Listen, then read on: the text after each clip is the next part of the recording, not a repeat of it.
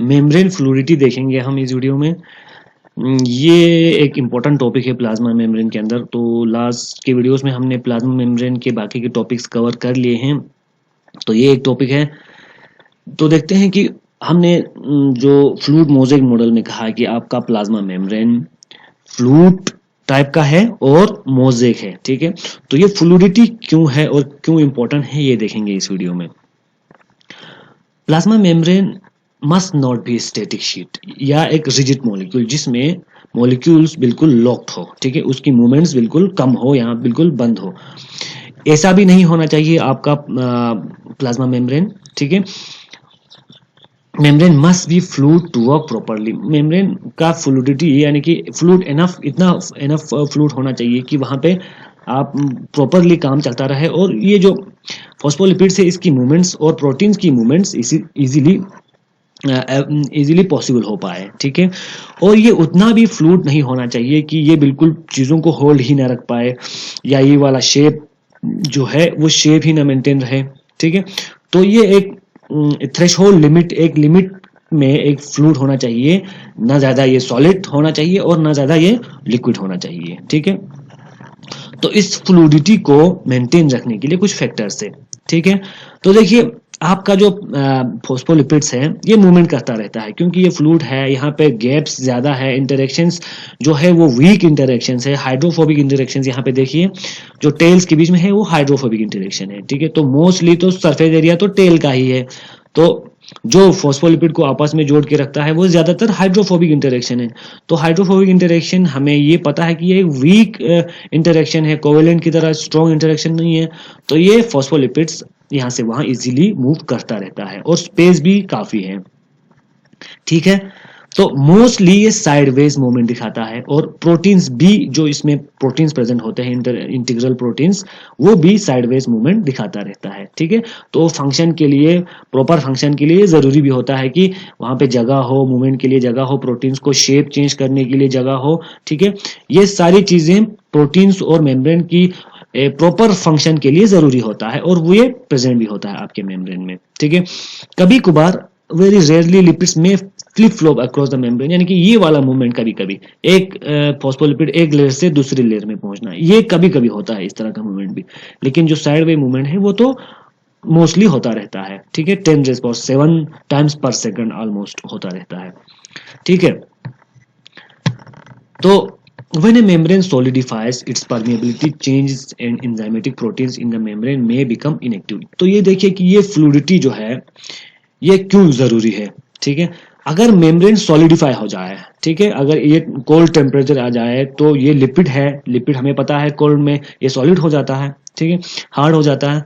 तो अगर ये पूरी तरह से सॉलिड हो जाए तो क्या होगा, इसकी परमिएबिलिटी चेंज हो जाएगी, यानी कि परमिएबिलिटी मतलब चीजों का अंदर आना और अंदर जाना ये चेंज हो जाएगा या बंद हो जाएगा कुछ चीजों के लिए। और जो इंजाइम्स प्रेजेंट होता है और इंजाइम्स का जो इंजाइमेटिक प्रोटीन्स होते हैं यहाँ पे, उनका फंक्शन भी इनएक्टिव होता जाएगा। फॉर एग्जांपल यहाँ पे कोई इंटीग्रल प्रोटीन है, वो कोई इंजाइमेटिक एक्टिविटी दिखाता था, वो स्ट्रक्चरल चेंज आता था उसमें, फॉर एग्जांपल सॉलिडिफाई होने की वजह से वो हो ही ना पाए और एक्टिव साइट बन ही ना पाए, तो इनएक्टिव रहेगा वो, ठीक है। तो अगर पूरी तरह से सॉलिड हो जाए तो आपका मेम्ब्रेन जो है वो प्रॉपरली फंक्शन नहीं करेगा, ठीक है। However, membrane that are too fluid cannot support protein function either, ठीक है।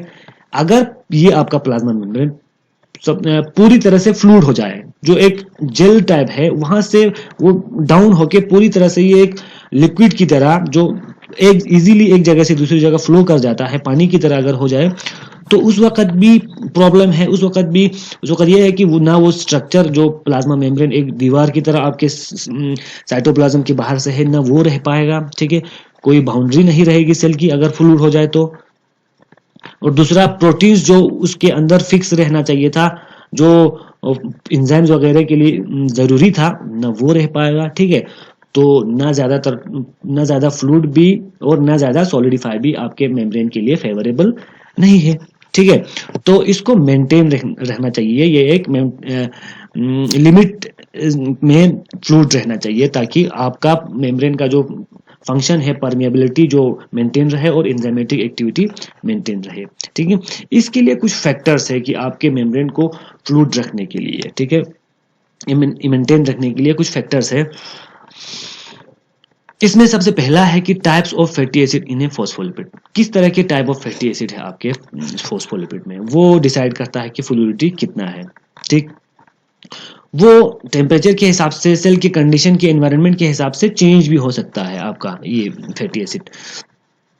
अगर ऐसा होगा, अगर आपके फॉस्फोलिपिड में ज्यादातर सैचुरेटेड फैटी एसिड ज्यादा अगर होगा, तो हमें पता है पहले भी सैचुरेटेड फैटी एसिड का स्ट्रेट चेन होता है और अनसैचुरेटेड फैटी एसिड का ऐसे बेंडेड चेन होता है। ठीक है, पूरी तरह से अगर सैचुरेटेड फैटी एसिड है फॉर एग्जांपल, तो क्या होगा, कोल्ड होने पर या इन्वायरमेंट बाहर टेम्परेचर डाउन होने पर जो फॉस्फोलिपिड का यही नेचर है कि वो क्लोज आता है एकदम। अगर टेम्परेचर डाउन हो तो मॉलिक्यूल्स आप एक दूसरे की तरफ क्लोज आता है, पैकिंग हो जाता है और वो सॉलिडिफाई हो जाता है। ठीक है, यानी कि वो विस्कस हो जाता है। ठीक, ज्यादा थिक हो जाएगा वो, मतलब कोई फ्लूइड है और टेम्परेचर डाउन होगा तो थिक होता जाएगा, और ज्यादा टेम्परेचर डाउन हुआ तो वो बिल्कुल सॉलिडिफाई हो जाएगा, क्योंकि ये जो फॉस्फोलिपिड्स है ये आपस में एक दूसरे के बिल्कुल कॉम्पैक्ट क्लोज में आता है। ठीक है, अगर मान लो उस फैटी एसिड सिस्टम में अनसैचुरेटेड फैटी एसिड चेन ज्यादा है, तो क्या होगा, ये अनसैचुरेटेड फैटी एसिड का ये बेंड है, ये बेंड होने की वजह से जितना ये क्लोज आएगा, फिर भी ये बेंड होने की वजह से बीच में ये गैप छोड़ेगा। ठीक है, इट प्रिवेंट्स पैकिंग, देखो इट प्रिवेंट्स पैकिंग, हाँ, इनहांसिंग मेम्ब्रेन फ्लूइडिटी, ये पैकिंग को थोड़ा सा कम करेगा, पैकिंग होने को थोड़ा कम करेगा, तो उसकी वजह से यहाँ पे स्पेस बचेगा, स्पेस बचेगा तो जो फॉस्फोलिपिड की फ्लूइड जो मूवमेंट है वो रहेगी। अगर मूवमेंट रहा तो मतलब समझो कि ये जो मेम्ब्रेन है ये फ्लूइड रहेगा, विस्कस नहीं होगा। ठीक है, एक ये हुआ एक फैक्टर। दूसरा, length of fatty acid chain. अगर length of fatty acid chain longer होगा तो क्या होगा, शॉर्टर होगा तो क्या होगा। अगर फैटी एसिड का चेन लॉन्गर होगा तो क्या होगा, हाइड्रोफोबिक इंटरेक्शन ज्यादा बढ़ेगा। ठीक है, अगर ये चेन बड़ा है तो सरफेस एरिया ज्यादा है, सरफेस एरिया ज्यादा है तो हमें पता है एक दूसरे को ये हाइड्रोफोबिक इंटरेक्शन से अटैच रखता है। जितना ये चेन बड़ा है तो surface area for hydrophobic interaction increase हुआ, उसकी वजह से जो फ्लूइडिटी जो मूवमेंट जो है फॉस्फोलिपिड की वो कम हो गया। मूवमेंट कम हुआ तो समझ लो ये यहाँ पे फ्लूइडिटी कम हुई, विस्कस नेचर ज्यादा हुआ। ठीक है, अगर मान लो फैटी एसिड का चेन छोटा है, इसका लेंथ छोटा है, तो हाइड्रोफोबिक इंटरेक्शन के लिए जो जगह है, जो सरफेस एरिया है वो कम रहेगा as compare to longer fatty acid chain. ठीक है, इसकी वजह से यहाँ पे इंटरेक्शन के लिए जगह कम है तो अट्रैक्शन कम है, अट्रैक्शन कम है तो मूवमेंट के लिए चांस ज्यादा है, मूवमेंट के लिए चांस ज्यादा है तो समझ लो कि ये मेम्ब्रेन जो है फ्लूइड थोड़ा ज्यादा, इसका फ्लूइड नेचर ज्यादा है। ठीक है, तो ये डिसाइड करेगा कि अगर फैटी एसिड का चेन छोटा है तो ये क्या होगा, यानी कि ये फ्लूइड होगा। ठीक है, ये दूसरा फैक्टर हो गया, मोस्ट कॉमन फैक्टर जो सारे सेल्स में हमें मिल सकता है। और तीसरा फैक्टर एक है जो एनिमल्स में है, सिर्फ प्लांट्स में नहीं है, कोलेस्ट्रॉल, प्रेजेंस ऑफ कोलेस्ट्रॉल। जो कोलेस्ट्रॉल है ये भी फॉस्फोलिपिड्स के बीच में, यहाँ पे जो है ये है कोलेस्ट्रॉल। ठीक है, ये फॉस्फोलिपिड्स के बीच में प्रेजेंट होता है। ठीक है, acts like fluidity buffer in plasma membrane, और ये प्लाज्मा मेम्ब्रेन में फ्लूइडिटी बफर की तरह काम करता है। बफर का काम क्या होता है कि नए सिस्टम को ज्यादा मतलब ज्यादा ऊपर जाने देगा ना ज्यादा नीचे जाने देगा, ये बीच में, यानी कि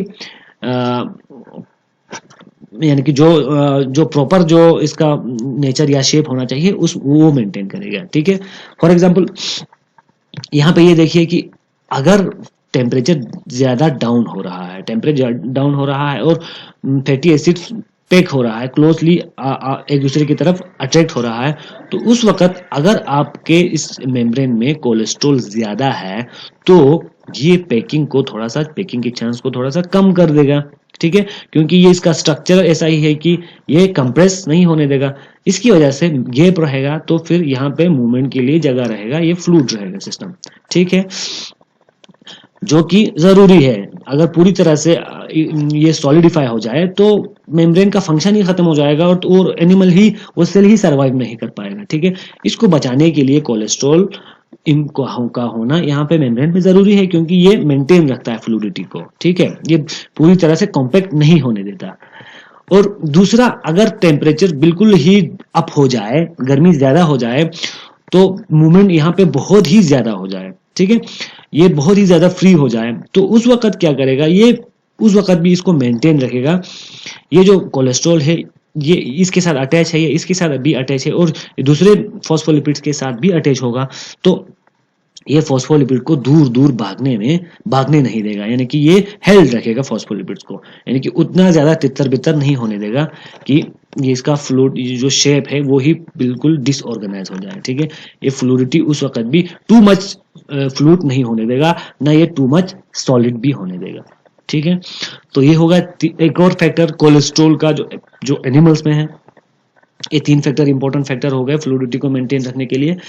टेम्परेचर एक एक्सटर्नल फैक्टर है जो सेल के पास या उस ऑर्गेनिज्म के पास कंट्रोल नहीं है कि उसको ये कर पाए, कंट्रोल कर पाए। ठीक है, ये तो एक्सटर्नल फैक्टर है। तो जो कंट्रोल या कर सकता है वो बाकी के 3 फैक्टर्स है उसमें कंट्रोल कर सकता है। ठीक है, कुछ एनिमल्स है जो मतलब कोल्ड टेम्परेचर में या आर्कटिक जोन्स में रहते हैं, फिश वगैरह, कुछ फिश ऐसे हैं जो इसको मेंटेन कर सकता है। अगर टेम्परेचर बिल्कुल डाउन हुआ, फ्रीजिंग टेम्परेचर हो गए और उसका प्लाज्मा मेम्ब्रेन बिल्कुल सॉलिडिफाई होने तक आ गया, तो वो क्या करेगा, जितने number of unsaturated fatty acid saturated fatty acid है उसको कम करेगा और number of unsaturated fatty acid को इंक्रीज करेगा। ठीक है, number of unsaturated fatty acid increase होगा तो ये गैप्स या पैकिंग नहीं होने देगा, इसकी वजह से उसका जो प्लाज्मा मेम्ब्रेन का जो फ्लूइड नेचर है वो मेंटेन रहेगा। ठीक है, ये कर सकते हैं कुछ एनिमल्स में, ये है कि ये एडेप्टेशन है कि वो ये चेंज कर सकते हैं फैटी एसिड्स को सैचुरेटेड और अनसैचुरेटेड में। ठीक है, तो ये हो गए आपका फ्लूइडिटी। ठीक, तो यहाँ तक आके आपका प्लाज्मा मेम्ब्रेन्स के टॉपिक्स खत्म हो गए। नेक्स्ट में आप सेल वॉल डिस्कस करने वाले हैं। तो शुक्रिया, आप नेक्स्ट वीडियो जरूर देखिएगा। Thank you.